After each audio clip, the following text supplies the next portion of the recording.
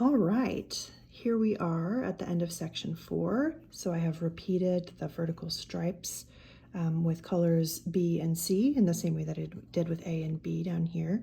What I like about that sequence is that this color B becomes a through line that echoes out in the vertical stripes on either side.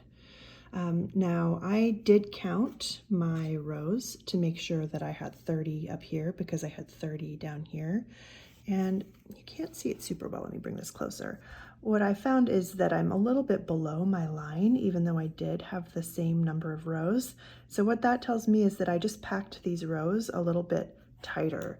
And so if I wanted to loosen that up a little bit, I don't want to stretch it out too much because I don't want the warp threads to show, but you can kind of use your fork, your beater, and just kind of coax your weaving up a little bit so that it hits right on that line. So then your measurements between this section and this section are going to line up. So great news. The next section, you know exactly what to do. You're going to continue on with your color C, your second neutral, your third neutral, and you're going to do a plain weave all the way up to that top row. So using your shed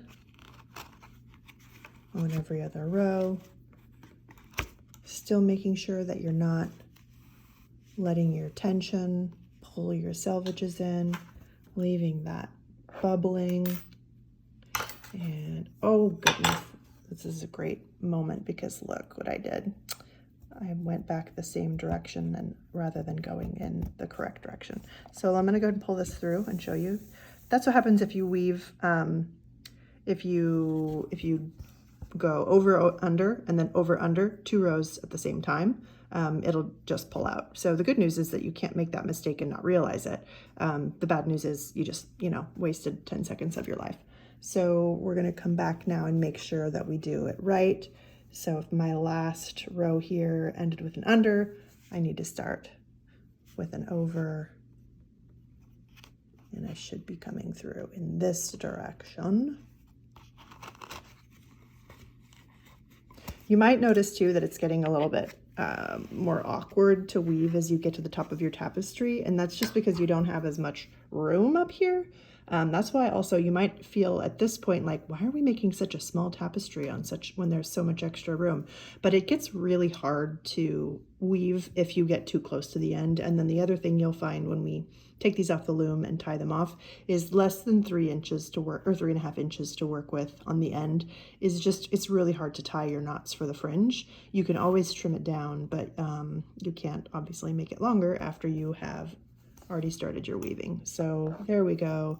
That was better. Tap that down. And I'm going to continue on with my plain weave till I get to the top of this section.